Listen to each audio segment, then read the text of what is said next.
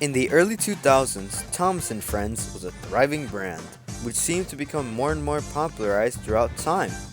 This was also the time when the brand had gone under acquisition from Hit Entertainment, which had a different mindset for what to turn the franchise into. In 2005, it was the Railway Series' 60th anniversary, which meant that marketing for this grand milestone was no exception to it.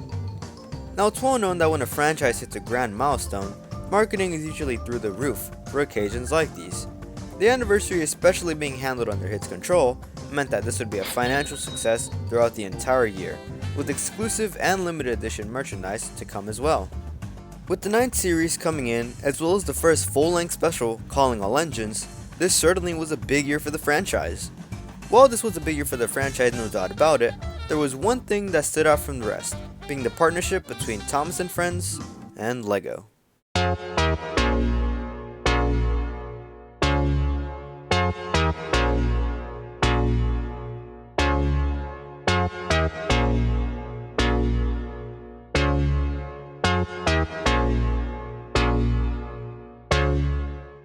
Released in 2005, Hit Entertainment and LEGO would come together and introduce the Thomas & Friends brand as a new LEGO theme for their Duplo line.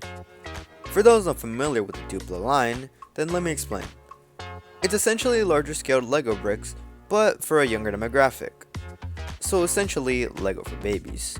These wouldn't follow the normal system LEGO usually uses, which is rather upsetting for many, but does make sense considering it was seen as a baby brand by the public. There were 4 main sets to collect in the first wave, with 2 more sets being bundle packs, either combining 2 sets together or add track expansion packs to already existing sets in the wave. The first few sets would include James at Nafford Station, Percy at the Water Tower, Toby at Wellsworth Station, and the Thomas Load and Carry set, with the 2 other bundle packs being the Thomas Bridge and Tunnel set and the James and Percy Tunnel set. The designs of these sets were rather simple, but made sense considering it was made for toddlers, needing to be simple. If you had all 4 sets in your possession, you could combine them and make a mini layout out of them, as shown in the back of the instructions, and sometimes even the boxes. Some structures would be, inaccurate to say the least. However, the engines were a whole other story. Looking at some of them, they're rather nothing special. I mean, the necessary details are there, a few proportional differences, but overall were easy to recognize. Some inaccuracies would pop up, such as the absence of Toby's side plates and the absence of side rods on the bigger engines. With the first year overall proving to be well profitable and successful, the partnership naturally continued, with more characters and locations being introduced as they went on. Characters such as Harold the Helicopter, Cranky the Crane, Salty the Dockyard Diesel, Spencer, Gordon, Stanley, and even Sir Topham Hatt would join in too. Destinations would include the Sheds, Great Waterton, Morgan's Mine, and Cowan Station. Some characters weren't made into the range, such as Henry, Edward, and Emily, who may I remind you were part of the Steam Team, one of the most marketed parts of the show. Heck, not even Annie and Clarabelle were present in the range. That so is true, besides the fact that Annie was actually made. In what happens to be the display for the 2005 Toy Fair, there's a large picture of what happens to be the prototype for both Thomas and Annie, showing a completely different looking Thomas, lacking many details this final version had. For one, having a printed face and a molded one, and 2, simpler details. Right next to him, you can see what happens to be Annie, as you can clearly see the mouth and nose. However, that's all we really got to see, as the rest is blocked off by a part of another display. This does also hinder the question if Clarabelle is also considered to be made, but it's rather pretty clear if Annie's presence says so. The theme wouldn't just comprise of sets though. With many toy product lines, usually a website is promoted to learn more information upon the company, or other info such as the other products the company has. This is especially noticeable with LEGO, as the websites include a plethora of web games, which this range also had. The LEGO Duplo Thomas game was a really simple game. This game would include the sets from the first wave, in which you would build the set virtually rather than physically. When you completed the set, it would congratulate you and play the Thomas theme. This game has been loved by many, mostly for its nostalgic and simple purpose, which does make sense in a way. The theme was looking strong, with good performance for many years. However, the final sets would be made in 2009 to coincide with the special The Great Discovery. Although, oh, you're late. However, the range wouldn't end until 2010, when the partnership between LEGO and HIT ceased, after HIT had gone to another building block toy company, Mega Bloks, which is owned by Mattel, one of LEGO's biggest competitors in the market. And that would spell the end of the range in its entirety.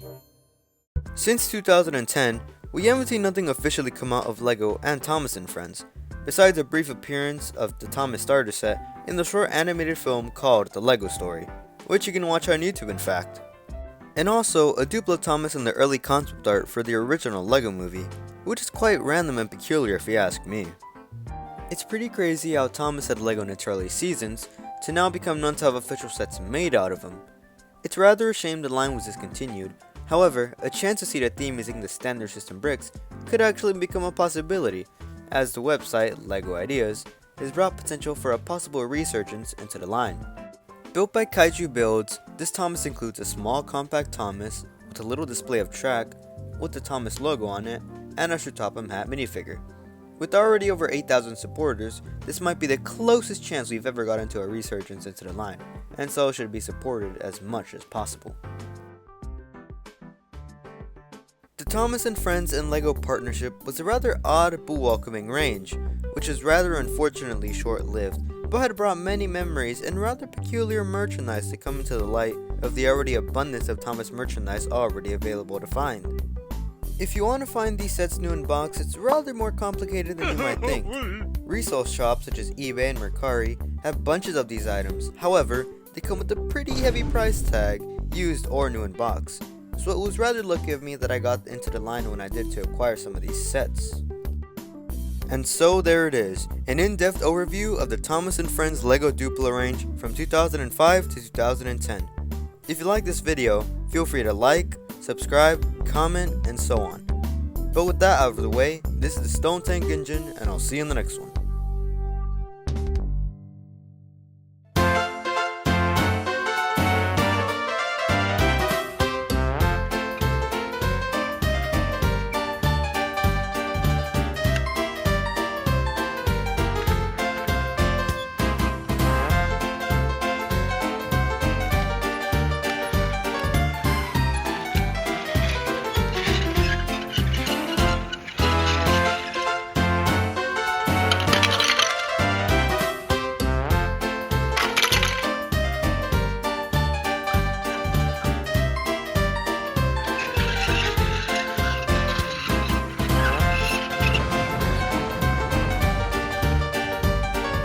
Bruh.